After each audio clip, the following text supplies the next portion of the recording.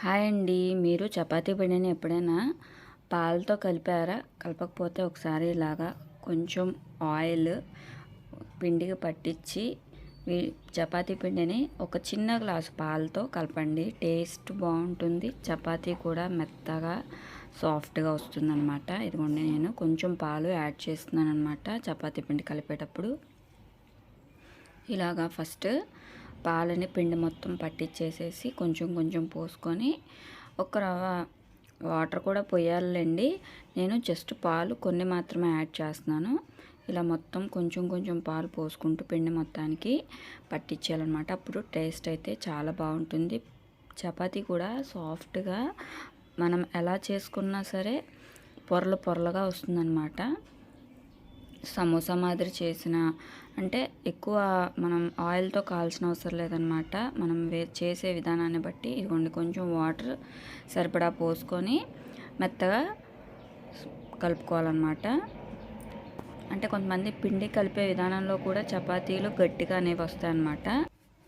ఇక్కడ కొంచెం water add చేసుకొని చపాతీ పిండిలాగా మొత్తం కలిపే విధంగా కలుపుకుంటున్నాను. ఇదిగోండి, ఇక్కడైతే మొత్తం కలిపేసాను అనమాట. ఒక 15 మినిట్స్ ఆయిల్ వేసి రెస్ట్ ఇచ్చేయండి మూత పెట్టి. ఇప్పుడు మొత్తము కూడా చేతికి కూడా అంటుకోదనమాట లాస్ట్లో కనుక యాడ్ చేస్తే ఆయిల్. ఇలా మొత్తము ప్రెస్ చేసుకుంటూ కలిపేసి ఒక 15 మినిట్స్ పక్కన పెట్టేసేసేయండి. పెట్టిన తర్వాత నేను చపాతీ పిండి ఈ విధంగా పొరలు పొరలుగా వచ్చే విధంగా నేను జస్ట్ సమోసా మాదిరి చేస్తున్నాను. ఇలాగా ఫస్ట్ సమోసా మాదిరి చేస్తున్నాను. మనకి ఇష్టం వచ్చిన అన్ని మడతలు పెట్టుకోవచ్చు అనమాట. ఇలా చేస్తే ఆయిల్ వేయించేటప్పుడు ఆయిల్ ఎక్కువ వేయాల్సిన పని లేదు. ఎందుకంటే మనము పిండిలో కలుపుకున్నాము ఆయిల్. ఈ ప్రెస్ చేసేటప్పుడు కూడా కొంచెం ఆయిల్ వేసుకొని ప్రెస్ చేసాం కాబట్టి చపాతీ మాదిరి వస్తాం కాబట్టి ఎక్కువ ఆయిల్ అవసరం లేదు. ఇప్పుడు నేను దీన్ని రోల్ మాదిరి ఫోల్డ్ చేసి దీన్ని మళ్ళీ ఈ విధంగా మడత పెట్టి దీన్ని చపాతీ మాదిరి ప్రెస్ చేస్తాను అనమాట. ఇది కూడా చాలా బాగా వచ్చింది కాల్చిన తర్వాత. నేను కాల్చిన వీడియోస్ ఏమీ పెట్టట్లేదండి పెనం మీద. జస్ట్ మనం ఎలా కాల్స్తామో అలాగా కాల్చడమే. ఇదిగోండి, ఇలాగా కొంచెం ప్రెస్ చేసుకుంటూ కాల్స్తే చాలు. చాలా ఇలా మెత్తగా కూడా వస్తుంది అనమాట చపాతీ. ఇదేమో రోల్ చేసిన చపాతీ. కింద ఉన్నది నేను సమోసా మాదిరి చేశాను కదా, ఆ చపాతీ అనమాట. చూడండి ఎంత పొరలు పొరలుగా వస్తుందో చపాతీ అనేది. మీకు కనుక ఈ వీడియో నచ్చితే ప్లీజ్ ఒక లైక్ అయితే చేయండి.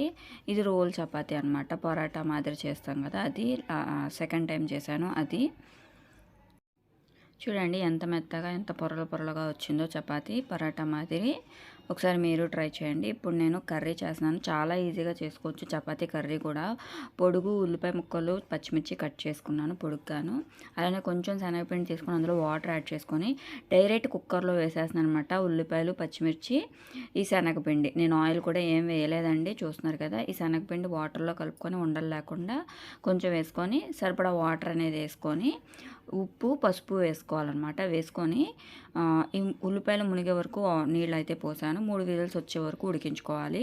విజిల్స్ వచ్చిన తర్వాత ఇలాగ మొత్తము కూడా ఉల్లిపాయలు ఉడికిపోతాయి అనమాట. మీకు కావాల్సి వస్తే బంగాళదుంప కూడా వేసుకోవచ్చు. ఇప్పుడు నేను తాలింపు వేస్తున్నాను. నేను ఇందులో పసుపు అనేది వేసాను, ఎందుకంటే ఇందాక కూరలో ఉడకబెట్టేటప్పుడు పసుపు వేయలేదు. సో అందుకని తాలింపులో పసుపు వేసాను. ఇదిగోండి, చాలా ఈజీగా క్విక్గా కూర అయితే అయిపోతుంది. ఎక్కువ ఆయిల్ అయితే ఏమీ వేయనవసరం లేదు. నచ్చితే ప్లీజ్ లైక్ చేసి సబ్స్క్రైబ్ చేసుకోండి ఛానల్ని.